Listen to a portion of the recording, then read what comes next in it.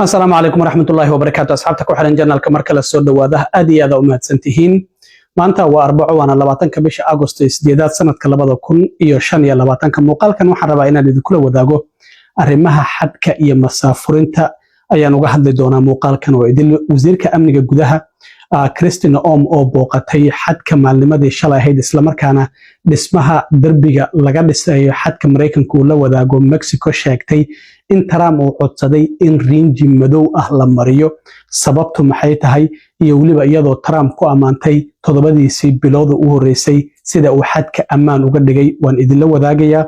waxay sidoo kale Christine Ohm ay sheegtay in 200 maalmood ugu horeysay maamulka Trump tirada dadka iyagu si iskooda isku masaafuriyay oo 1 milyan iyo bar kor u dhaaftayna waan idinla wadaagayaa.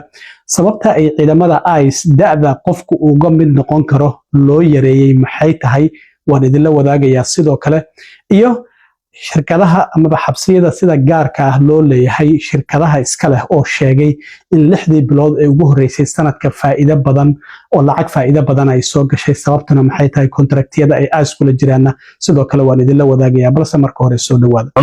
wasiirka amniga gudaha Christine Ohm ayaa waxay maalnimadii shalay ahayd booqatay xadka Mareykanka uu la wadaago Mexico, gaar ahaan dhinaca New Mexico oo Trump uu bilaabay dhamaystirka darbigii qabyada ahaa ee 4 sano hore madaxweynaha qabyada uga tagay Biden intii uu jiray. darbigaasi lama dhisin oo wax yar xitaa lagu madarin.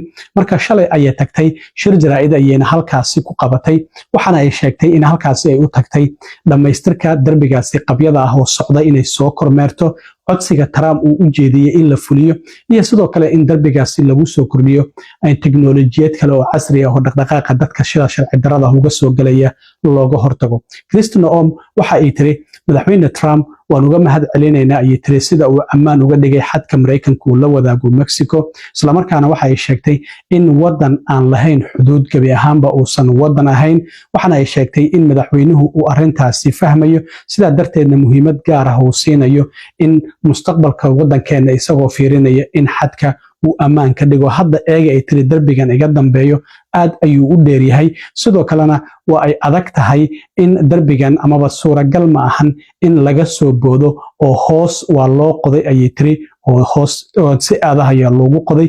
maantana waxay tiri riinji madow ah ayaan marinaynaa. arrintaasina waxaa si gaara u codsaday madaxweyne Trump oo isagu fahmaya in xilliyada kulaylaha marka qofku dhar madow wato iyo marka dhar cad uu wato kuleylka waxaa soo jiidan oo dharka madowga ah. marka sidaa darteed maadaama gobolada xuduudda ay ku yaalaan sida Texas, Arizona iyo California dhammaantoodba ay kuleyl yihiin, in markii riinjiga madowga ah la mariyo xilliga kulaylaha marka la gaaro ay adag tahay in qofku uu soo fuulo isla markaana dhinaca Mareykanka uu soo gudbo. sidaas darteed dhammaantiiba waxaan marinaynaa ayay tiri riinji madow ah si loo xaqiijiyo ayay tiri in ay adkaato in dadku ay si sharci darro ah ay wadankeena ay ku soo galaan. waxaana ay sheegtay in qofku sharciyada federaalka ah dadka sharci darrada ah inay jabiyaan aysan ahayn, laakiin ay u hoggaansamaan sida saxda ahna ay wadankeena ku soo galaan, kadibna muwaadiniin Mareykan oo noqdaan riyadooda Mareykana ay halkaasi ka sii raacaan. waxaana sidoo kale intaasi ku sheegtay hadda sharcigii Big Beautiful Bill oo madaxweyne Trump uu saxiixay 4 bishii 7 ee July in uu siiyay lacag fara badan oo lagu dhisayo in darbigaasi u dhaxeeya Mareykanka iyo Mexico. isla markaana waxay sidoo kale xaqiijisay in ay ku dadaali doonaan ma ahan xadka Mexico oo kaliya, laakiin midka waqooyi ee dhinaca Canada la wadaagna ayay tiri iyo sidoo kale xuduudaha badaheena dhammaantoodba in la sugo. iyadoo arrimahaasi ka hadlaysana Christine Ohm waxay tiri Today we're going to be talking about the incredible work that these individuals have done in making sure that we're continuing to construct infrastructure.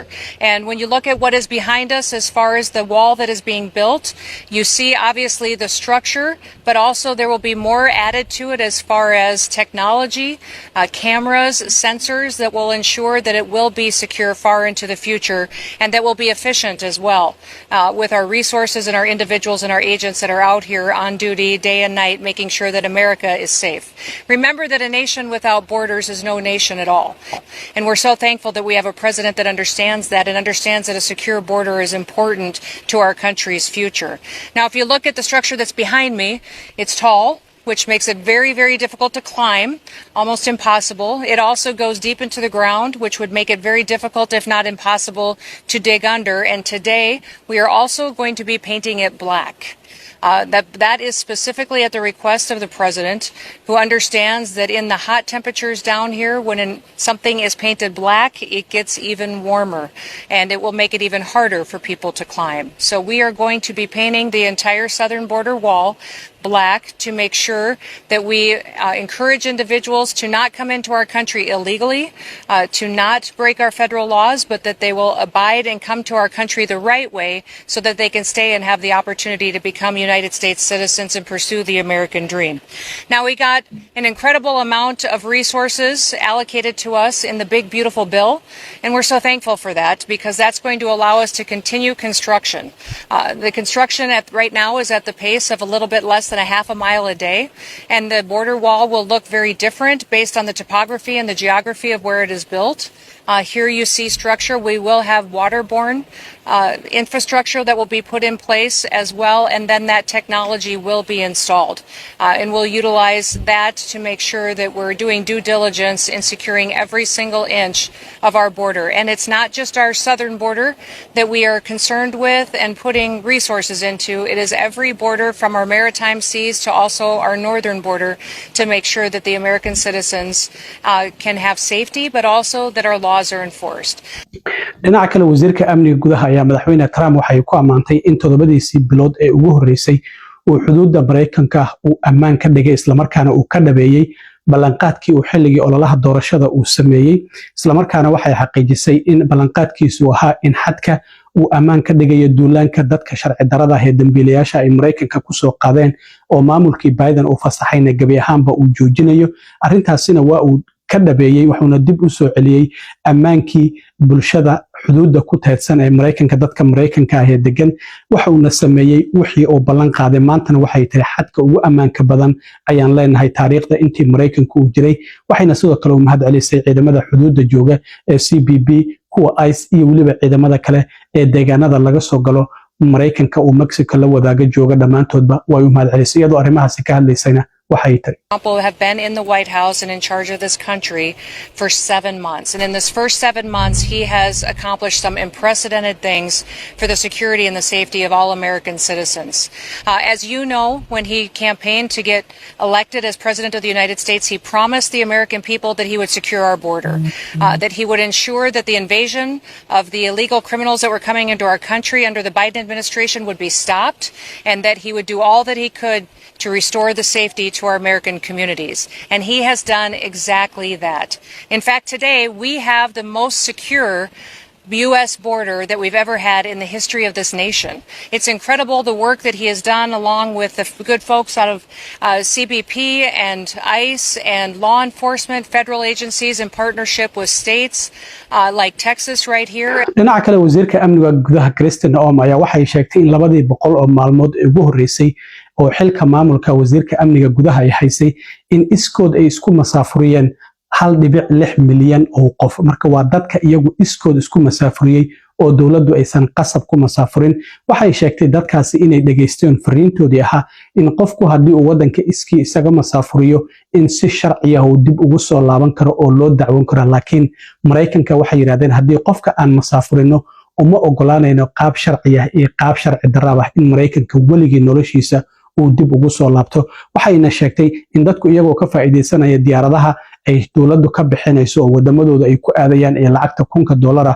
oo bonuska la siinaya abka CBP Home ay iska diiwaangeliyeen isla markaana sidoo kalena baaqi dawladda ay maqleen sidaasina wadanka ay uga baxeen marka 1.6 milyan ama 1 milyan iyo bar ka badan haday iskood isku masaafuriyeen inta ay dawladdu masaafurisan 500 milyan ay dhan tahay hadda 2 milyan oo qof ayaa muddo 7 bilooda Mareykanka ka baxay ayay muujinaysaa sida hadda muuqata waxaana ay sheegtay arrintaasi in hoos u dhac weyn laga dareemayo in adeegyadii dawladda oo dadka soo galootiga la siin jiray ay hoos u dhac weyn ka jiro iyo shaqooyinkii dadku in shaqooyin ay si aad ah u helayaan dhinaca kale ciidamada ICE waxaan ognahay sharcigii the big beautiful bill waxa ku jiray lacag 170 bilyan ah oo loogu talagalay in arrimaha xadka oo kaliya wax looga qabto 76.5 bilyan oo kamid ah ICE ayaa loogu talagalay ICE hadda waxa ay sheegtay in 45 bilyan ay ku dhisayso xerooyin dadka sharci darrada ah la geeyo ka hor inta loo diyaarinayo oo la masaafuriyo waxaana xeryahaasi mid kamid ah laga dhisay Florida oo Alligator Alcatraz loo bixiyay sida doctor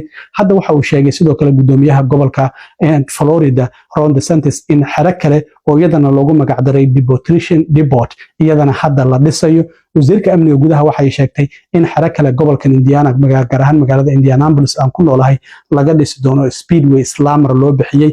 mid kalena waxaa laga dhisayaa laba kale Nebraska iyo weliba magaalada El Paso ee gobolka Texasna iyadana mid kale ayaa laga dhisaya. marka waxa ay ciidamada ICE ay sheegeen in 6,000 oo askari oo kaliya loogu talagalay in dadka wadanka sharci darrada ku jooga ay soo helaan, soo xiraan, kadibna la masaafuriyo. ciidamada ICE waxay sidoo kale da'da qofka ciidamada ICE ka tirsan lagu shaqaalaysiin karo ICE uga mid noqon karo markii waxay ahayd qofka ugu yar da'diisu inay 21 tahay, qofka ugu weyna inaysan ka yaraanin da'doodu 37 ilaa 40 sano. laakiin hadda da'dii dhan meesha waa laga saaray, xitaa 18 jir haddii tahay ICE waa soo codsan kartaa. waxaana wasiirka amniga gudaha ay sheegtay in 80,000 oo qof ay soo codsadeen, laakiin 10,000 oo kaliya ayay u baahnaayeen. weliba $50,000 oo bonus ayaa la siinayo qofkii applicationka soo buuxsada oo doonaya inuu ICE ka mid noqdo. lacagtaasi markay maqlaan Soomaali fara badan inay codsadaan oo ICE ay ka mid noqdaan ayaanba ka baqaya. marka hadda 18 haddii da'daadu